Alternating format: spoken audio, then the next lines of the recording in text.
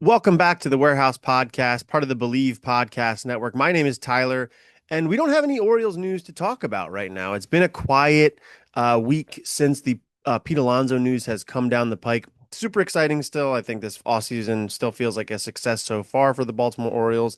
And really, I'd say there's really been no huge news in Major League Baseball since then either. It's been a lot of little things here and there, which is what I'm going to talk about here in just a minute. But to set the stage, the Orioles have been pretty quiet. We're a week away from Christmas now. Typically, Christmas Eve, Christmas Day, not a lot's going to happen. And this is sort of that middle period of the offseason where the winter meetings have happened, the agents and the players and the front offices have had their conversations. They kind of go to their own corners now and discuss things via email, over Zoom, on the phone, and then come to agreement. That can be much slower than when you're face to face in Orlando, like they were, a week ago. So not a lot is happening. But I think what I want to do is kind of zig where everybody else is zagging in Orioles coverage right now. A lot of people are talking about the starting rotation, and while the Orioles certainly need starters, it doesn't feel super helpful to me to have another podcast that you talk about the same five arms. Like literally, there's one rumor right now about Michael King considering the Orioles compared to the Yankees and the Red Sox, but that's not super interesting to me because then the report came out like an hour later saying, well, they're not the finalists. It's those are just three of the teams. Okay, so what are we talking about? 15 teams are involved or whatever. That felt like a not a super helpful report there, more just like saying something to say something. And beyond that, it's the same handful of pitchers on the free agent market we've been talking about. We could dig into that, but doesn't feel super helpful right now. Let's wait until there's some movement there before we have another podcast dedicated to that. Instead, what I want to talk about is the other part of the pitching staff, which is the bullpen.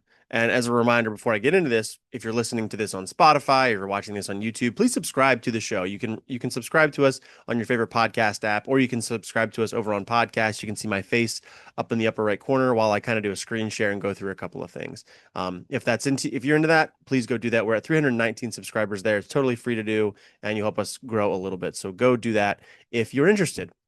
All right, the free agent market, rather the free agent market for relief pitchers is what I want to talk about. Just relief pitchers in general.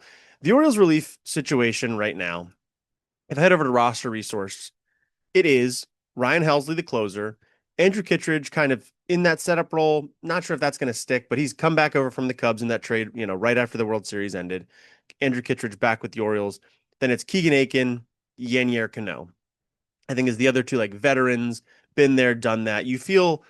I wouldn't say you feel confident in them. Cano had a rough season last year. Aiken, I think, is a very fine middle relief pitcher. You don't want to overexpose him. We saw him as the closer the by default at the end of last year. Didn't go great. I think he's a fine middle relief pitcher. But beyond those two, you don't really have any certainty in the bullpen. Like I said, Cano might be terrible now. I don't really know what's going on there. And that's just sort of the nature of relief pitchers. But at least they have a track record of sorts that you can rely on a little bit. Beyond that, the Orioles have a bunch of questions in their bullpen. Cade Stroud, Dietrich Enns, Rico Garcia. I think even Grant Wolfram you'd factor in here as like guys we saw some interesting stuff from last year. I think Wolfram's numbers ended up looking pretty bad, but I know we saw some good stuff in there. Stroud's a guy that his peripherals are a little scary, but his top line numbers were good last year. Dietrich Enns feels like the guy that cemented himself the most in the bullpen right now, but he's also a 35-year-old who doesn't have a ton of big league experience, and there's going to be reasons for that. He's had to go overseas to get opportunities. He's not a perfect pitcher. So there's just a lot of question marks there.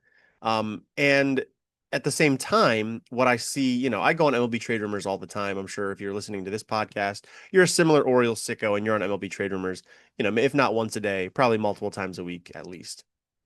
And even though, as I said, it's been pretty slow on the free agent market, in the hot stove in general, what is happening is that those mid-tier relievers are going, and they're going pretty fast.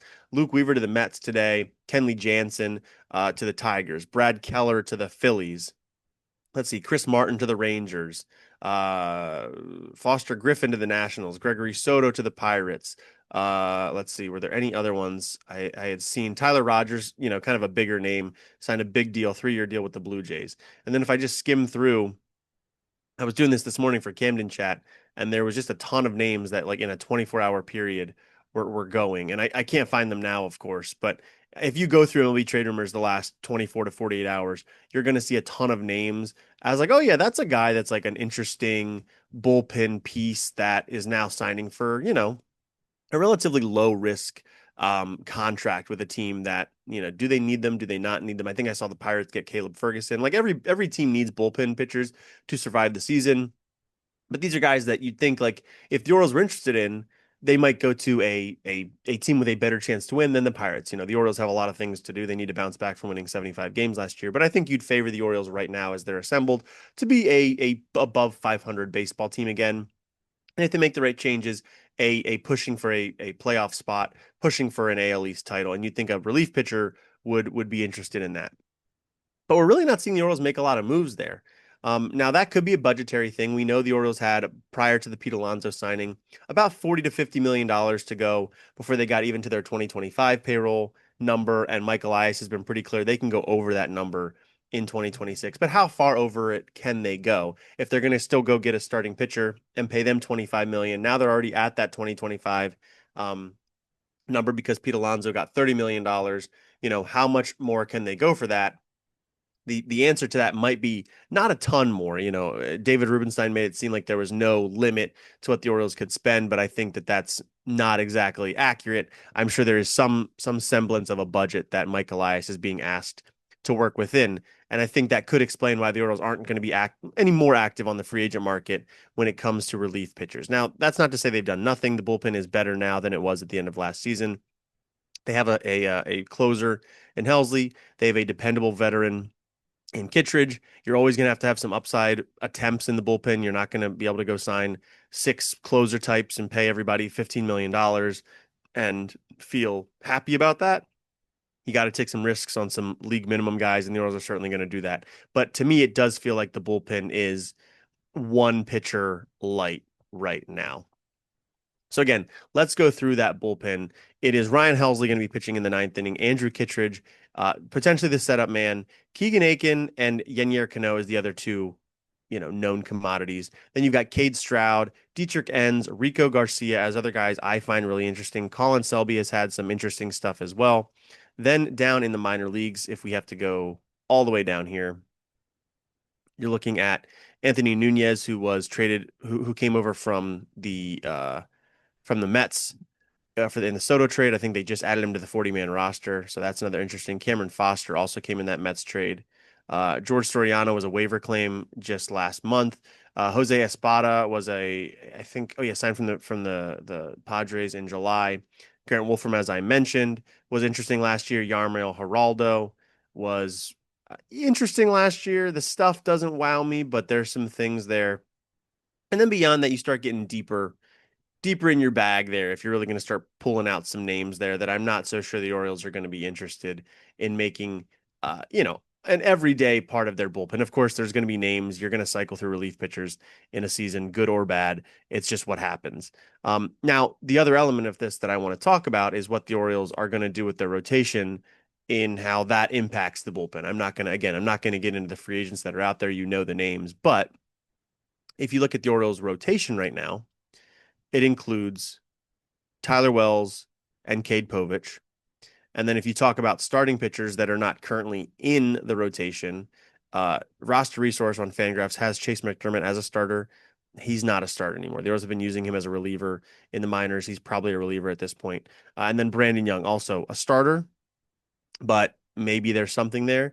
And then Albert Suarez, who, as I record this, has just re-signed with the Orioles on a minor league deal. So again, I think they kind of accomplished their goal there. They allowed him to go test the waters for a major league deal. It seems he couldn't find one that was satisfactory to him, so he's going to come back to the Orioles as a minor leaguer and likely have an opportunity to pitch for the Orioles at some point in 2026, whether that's as a swingman type, as a spot starter, as a long man. I'm sure he will be invited to spring training and have an opportunity to make the team out of Sarasota.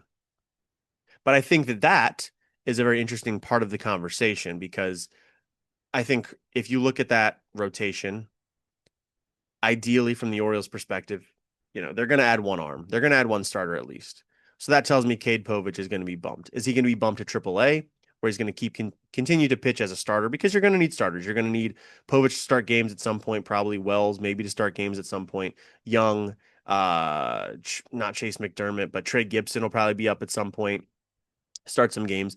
I talked about this. I think I talked about this on a podcast. Maybe I wrote about it on Camden Chat. I can't remember. But Elias has been pretty clear. You basically need two rotations. You need 8 to 10 pitchers, starting pitchers that can play at the MLB level in order to survive a season, and maybe even more than that.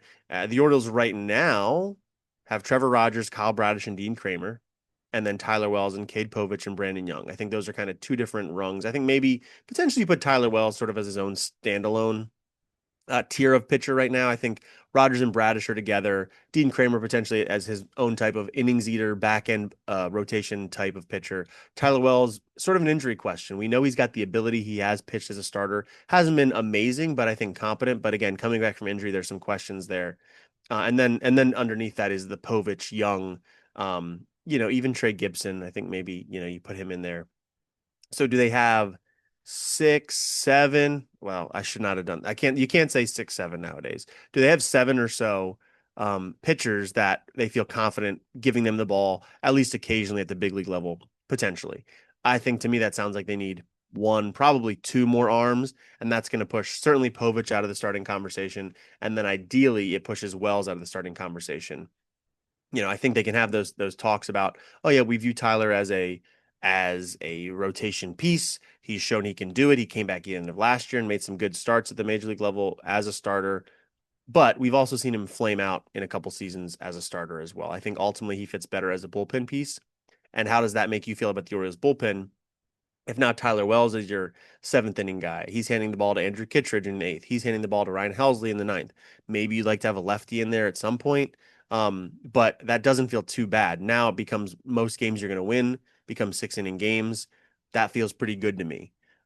Maybe again, I think I'd love to see a veteran lefty mixed in there. We know we saw Tyler Rogers already sign somewhere. Could Taylor Rogers come here, be the lefty they need? That would be interesting. But yeah, again, it just feels a veteran light. I don't view Tyler Wells as like the veteran that's going to come in and stabilize the bullpen. He's a good pitcher, been around the league for a bit now, but has been injured a bit, has jostled between starter and bullpen. Again, not that proven track record that I'd like to have added to the bullpen alongside Helsley and Kittredge. Because the rest of the guys, I just don't know. I think Rico Garcia, he's got a weapon at changeup. I think Cade Stroud rather has some interesting characteristics about him, but the peripherals weren't great. Grant Wolfram, kind of a similar thing, sort of the opposite. His top line numbers weren't great, but he was striking out a bunch of guys. And then Dietrich Enns is an interesting one. Does he maybe slot down farther? He had some saves last year. He had some like cardiac moments that he got out of bases loaded jams and stuff at the end of the season and looked really interesting. Again, him with the changeup. There's some stuff there that I really like, but I don't feel, I don't feel amazing about it. Again, that's where the budgetary constraints kind of come in, because I see people talking today. Luke Weaver signs a 2-year, $22 million deal with the Mets, and people go, "Oh, the Orioles could have done that." Like, yeah, I mean, yeah, they could have, but we need to be realistic about what the payroll situation is. If they could spend 40 to $50 million more before the Alonso signing, $30 million was Alonso alone. Then you're saying you want to go get one of the top starters. That's going to be 25 million. Maybe they can backload the contract, but in terms of like luxury tax purposes, again, the Orioles aren't going to get close to the luxury tax. But that could be 25 million. You're over it already. You can't start getting $10 million relievers and $6 million utility men. Like, they need to give themselves some wiggle room going into the season to be able to add as well. You trade for a reliever in July, you don't have to pay their entire salary, but you probably still need a couple mil to pay them. The Orioles are probably not going to be shedding salary during the season. You're probably not going to be unloading anybody. You're going to only be adding. And so you can't be at the absolute top of your limit going into the season if you want to then, add a depth starter in the middle of the season. If Tarek Skubal becomes available, I'm not sure what he's making, probably $15 million in his last year of arbitration, maybe more than that. If you'd like to go get Tarek Skubal, you need to be able to pay him his $7.5 million or whatever he's owed at that point. So these are things the Orioles and Mike Elias have to consider. Again, Rubenstein kind of putting him in a tough spot in that press conference last week, saying like there's really no limit. Well, okay, you say that publicly makes you look good, but I know what in our email conversations you're asking me about how much we're going to be paying X, Y, and Z going into the season. Like, yes, it sounds like the ownership group is comfortable going into the red, quote unquote, as Elias has said before. But how far into the red are they going to go? I'm sure there is a limit, and I think we're probably getting close to that after one more starting pitcher they get. If not, they're already there. Um, Maybe they can go 30 million over. Okay, but you still need to have that like 10 to 15 mil buffer zone, I think, going into the season because we've seen Elias under Rubenstein add salary every well the one deadline they were available or they were able to, they added Eflin, they added what's his name from the White Sox for no reason, they added relievers, they add a lot of salary every deadline, and the Orioles need to have that buffer period. So yeah, I think, is the bullpen a finished product? I asked that on Camden Chat today. No, I don't think so. I think we're going to see based on what the Orioles do in the starting rotation. I think they need to go get two more arms, and if they do that, that pushes Wells to the bullpen, potentially pushes Povich to the bullpen. You can't do a ton more than that right now. And what I would expect is if the Orioles are good, that one of the moves they will make during the season is going to be adding a bullpen pitcher. And then beyond that, you need to see how the year develops. I think if they get two more starters, I'm not sure they're going to go get an ace during the year, but you never know. If, like I said, if Scooble's available and this is your shot to win, I think you go for it. But that's a big leap there. So we'll have to see how things go there.